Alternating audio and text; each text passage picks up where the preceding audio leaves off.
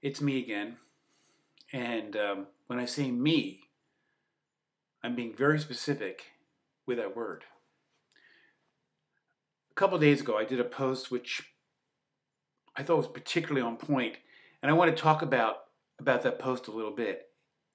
It's the idea that if we are awareness, then I'm obviously aware of me. And if every object is not who we are, then we can truly say, I am not me. Okay, think of that phrase. I am not me. Now, I want to stop for one moment. When people live their lives, one of the subjects they are least interested in is philosophy. So, for 99.9% of human beings living on the planet Earth, the idea that we could be that ground of being, that awareness, couldn't be further from the truth.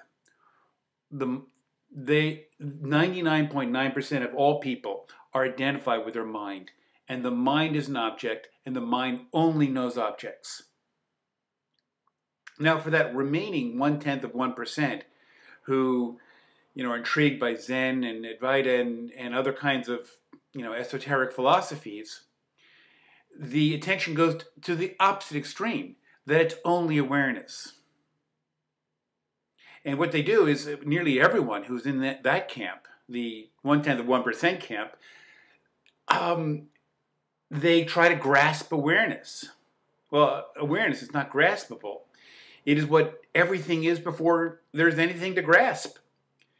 It's the given. So it's not graspable. It cannot be known. So that's why I said at the beginning of this video that what you're seeing is me. But you're not seeing that ground of being me. And I'm not talking to that ground of being you. I'm talking to your me. If you can follow the logic there. The logic is consistent. All objects are of the mind.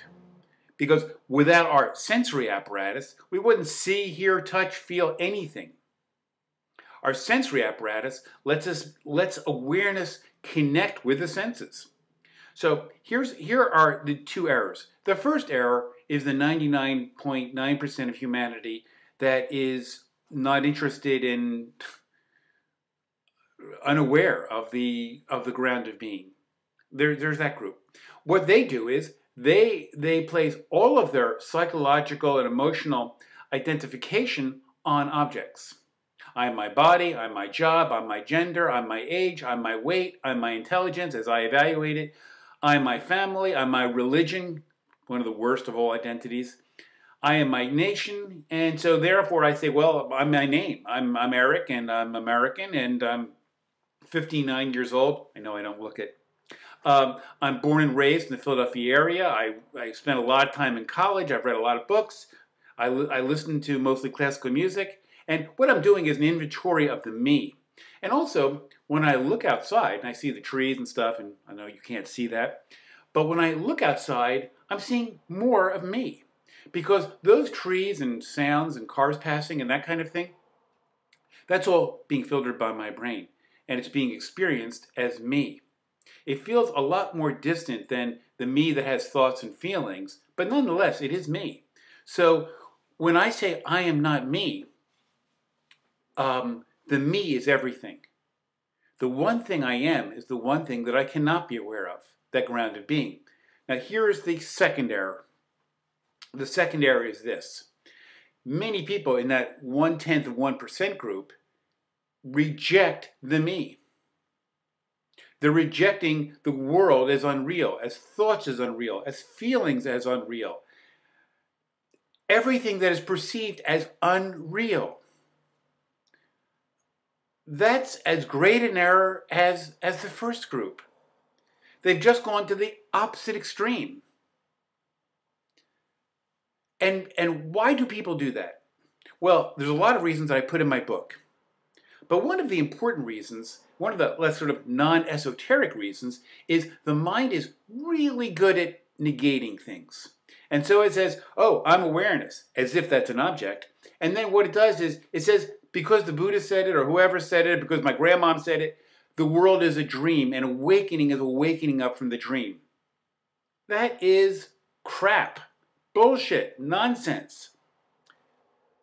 If anything, if you want to use the word sacred, a word I'm reluctant to use in any context, the world itself, this me, is sacred.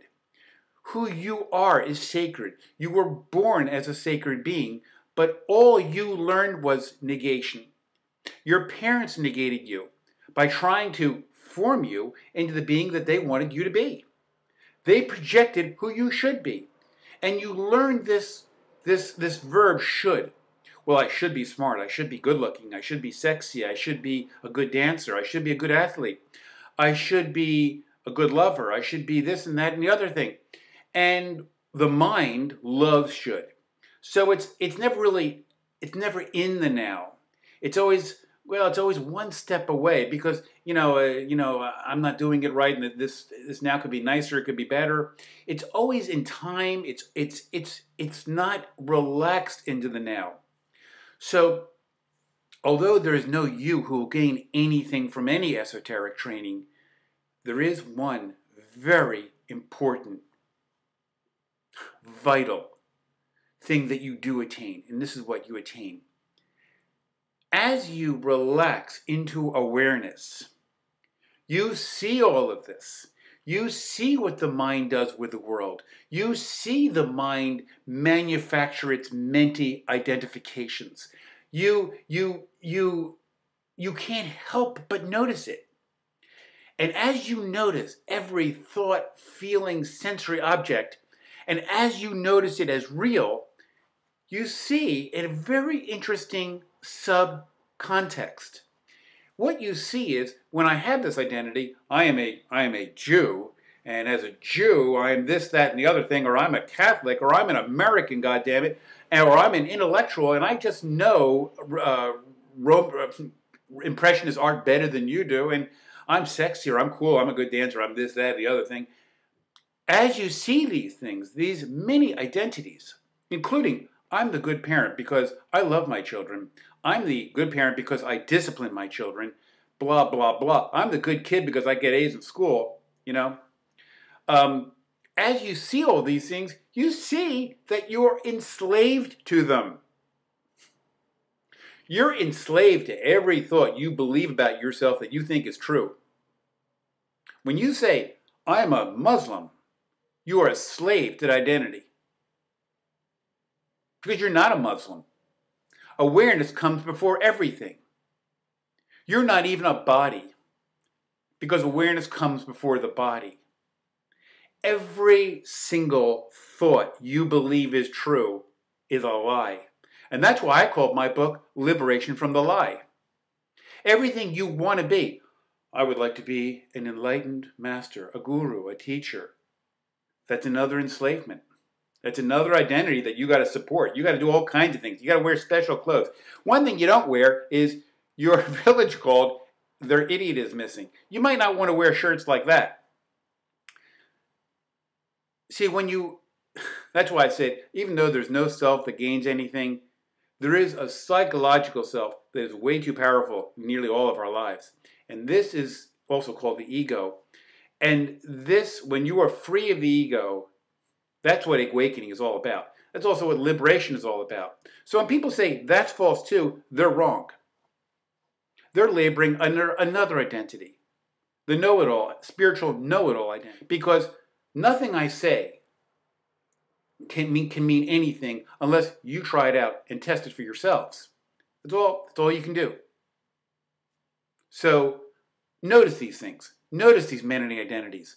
Try it out for yourself. See if it's true. If it isn't true, let me know. And maybe I can learn something from your experience.